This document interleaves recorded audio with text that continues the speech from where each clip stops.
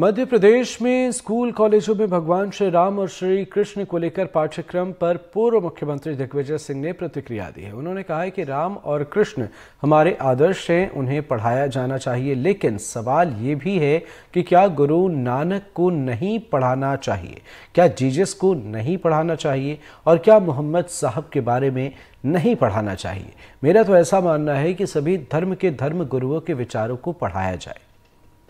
ऐसा है, धार्मिक जो आचरण है हमारी आस्था का प्रश्न है और भगवान राम एक आदर्श पुरुष थे। भगवान राम हमारे आदर्श पुरुष थे। कृष्ण भगवान हमारे एक आदर्श।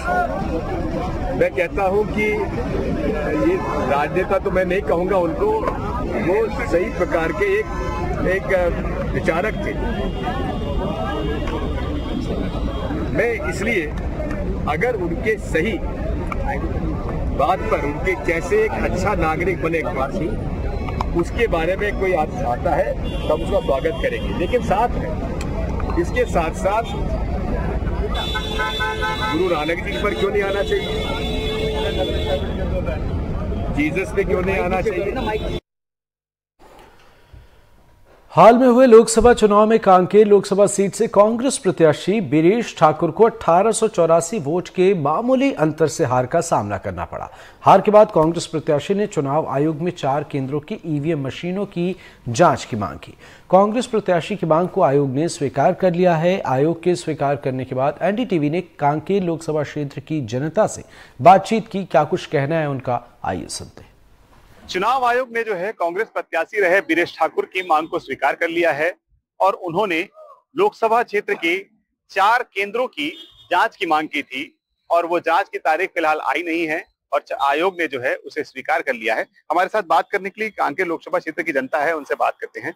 पहले आपसे बात करेंगे। देखिए, बीरेश ठाकुर जी का जो शिकायत था, शिकायत के आधार पर उन्होंने आयोग से मांग की थी और मांग स्वीकार हो गई है।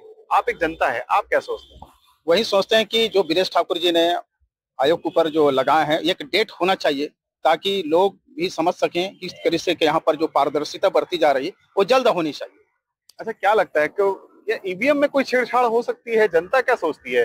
क्योंकि जनता ये सोच के वोट देती है कि मैं ईवीएम में मेरा मत कैद हो रहा है, किसी प्रकार की गड़बड़ी नहीं होगी, लेकिन जिस तरह से निकल कर बातें सामने आ रही है उससे क्या लगता है, जनता क्या कहती है, क्या ईवीएम में छेड़छाड़ हो सकता है? मेरे जानकारी के अनुसार से तो ईवीएम में छेड़खानी नहीं हो सकता। अगर छेड़खानी का विषय होता तो आज जब पूरे भारत देश में मोदी जी ने 400 का नारा दिया था, अगर ईवीएम में छेड़खानी होता तो 400 का पार कर सकते थे।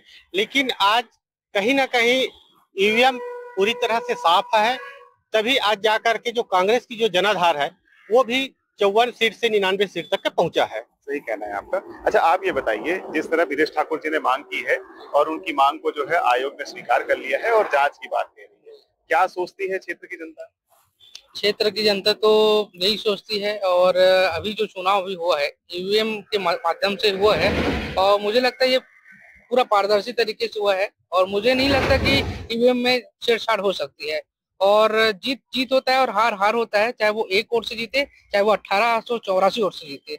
तो मुझे लगता है कि सारा चीज प्रत्यक्ष है और प्रत्यक्ष को प्रमाण की आवश्यकता नहीं है और आयोग के ऊपर अगर उन्होंने लगाया है तो निश्चित इसकी एक तिथि होनी चाहिए और इसका भी क्लियर सारा चीज को व्यवस्था बनना चाहिए। आपने वोट दिया है?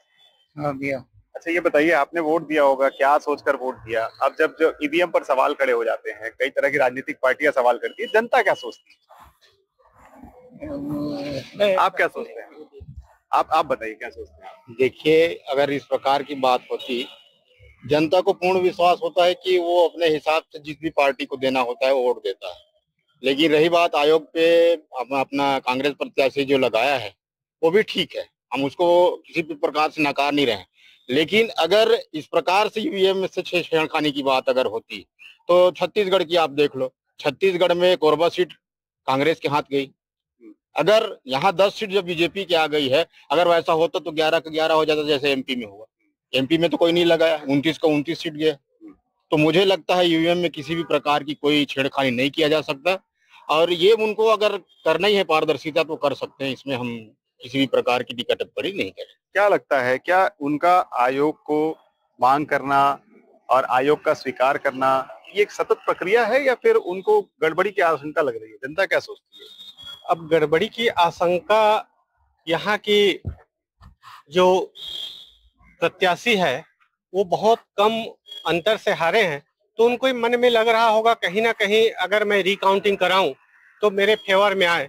लेकिन मुझे ऐसा नहीं लगता कि रिकाउंटिंग कई बार कई प्रत्याशी ने करवाया है, लेकिन रिजल्ट जो है, जो विजयी प्रत्याशी है उन्हीं के पक्ष में गया है हमेशा। तो ये मेरे मानना है कि रिकाउंटिंग एक मन को संतुष्ट करने के लिए ये रिकाउंटिंग करवाया जाता है। ये थे हमारे साथ लोकसभा क्षेत्र की जनता, जिनका साफ तौर पर कहना है कि अगर उनकी मांग की गई है तो मांग के आधार पर उनकी तारीख तय हो और जांच होनी चाहिए। फिलहाल जो पारदर्शिता है वो हमेशा दिखती नजर आई है। ईवीएम पर कई तरह के सवाल खड़े होते हैं, बावजूद इसके चुनाव जीतकर नेता पहुंच जाते हैं, लेकिन चुनाव जीतने के बाद इस तरह के सवाल खड़े होने पर भी जनता अपनी राय दे रही है। नीरज तिवारी, एनडीटीवी, कांकेर।